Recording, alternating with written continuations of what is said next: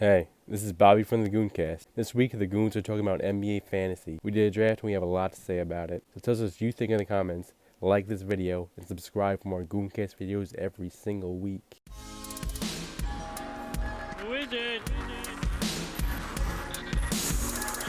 Well, speaking of Randall, because I'm a big Knicks fan now for a lot of reasons. Yeah, fantasy basketball. We did our draft last night. We did, and I feel like I got a hell of a team, probably the best team in the league. I'm sure you guys feel something similar, but We got the best team. Definitely do. we can discuss why. Where'd you pick? I was number 8 overall. What were you? Ooh. I had number 2. I had number 4, and I got the great pick in number 4. Giannis Antetokounmpo. Giannis. Giannis. Giannis. What is it? Giannis Antetokounmpo. He was my he pick. is still, I think, at 4. I'm surprised. Yeah, he got 1, but you know. Luka, then I picked Harden, then our brother Jimmy picked Steph Curry, then Bobby picked Giannis.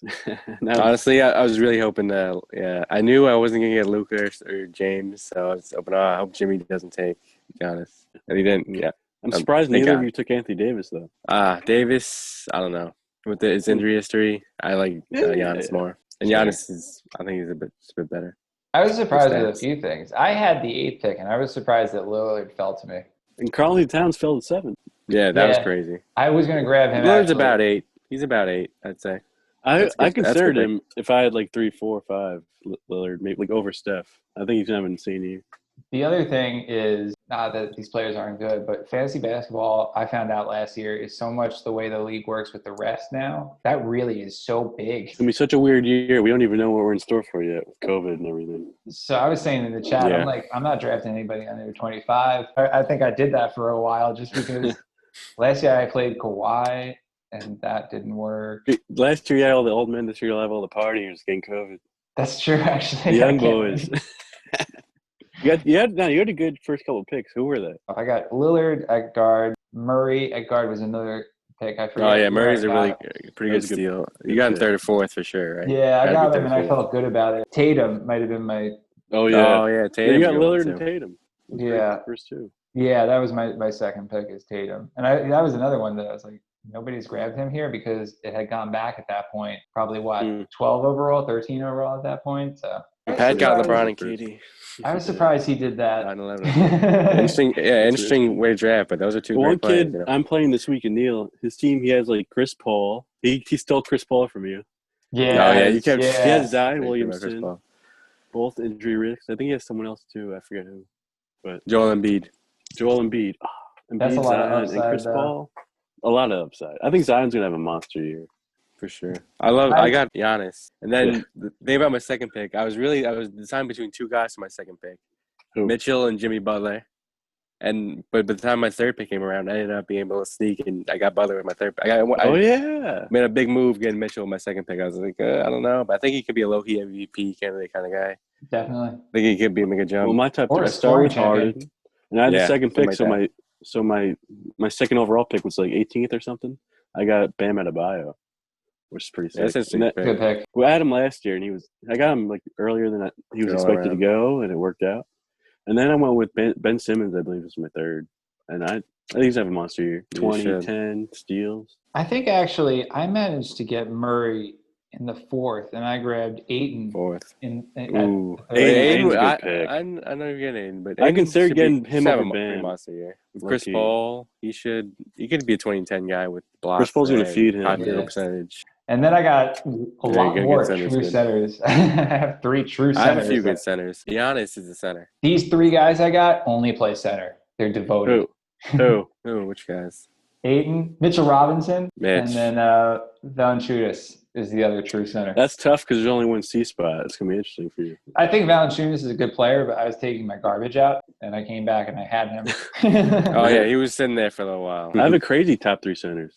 Who do you have? Bam Adebayo, Sabonis, and Brook Lopez. That's pretty good. And that's good not just from the center position, but you're stacking your 3 game there. Yeah, exactly. And Bam's power forward. Sabonis is power forward as well. So I had a few power center guys. I got Christian Wood, who's the power forward center. He might have a monster year. Yeah. I wanted to get him. I almost did too. After those first few rounds, it starts to fall off this cliff a little bit where you can dig deep into the projection just because you need spots. Point When I is, picked Jaylen Brown, he was like the 15th guy. I had that moment too where I'm like, I need another guard, and I pulled Fultz, which I think was a strong move for how late I got him, and he just got that contract extension. So potential's there. Yeah, that means they'll play him. That was the big thing I was worried about, was are they going to commit to him? Oh yeah, but he got 3 years, $50 million. That confirms he's part of the future. Yeah. Cole Anthony though, still a game winner. Yeah, he's a player too. They'll find room for both of them on the court. That'd be an interesting backcourt. No? Yeah, that'd be interesting. Can Cole shoot the ball very well? A bit. I don't know. I wouldn't say he's a shooter, but he's definitely going to be shooting. He's like a scorer from all over. Yeah. And then the same thing happened to me with Randall. I was like, I need a power forward to round out this team. And I just saw 20 and 10. I grabbed it. 20 and 10, you think? We'll see about that, man. We'll see about that. Maybe 18 and 7. Even if he goes out and gets 18 and 7, that's fine. A couple people are reaching on rookies at the end. I'm like, they're not going to be that good. You shouldn't be doing that. Like Jimmy had a couple rookies. I'm like, all right, we'll see.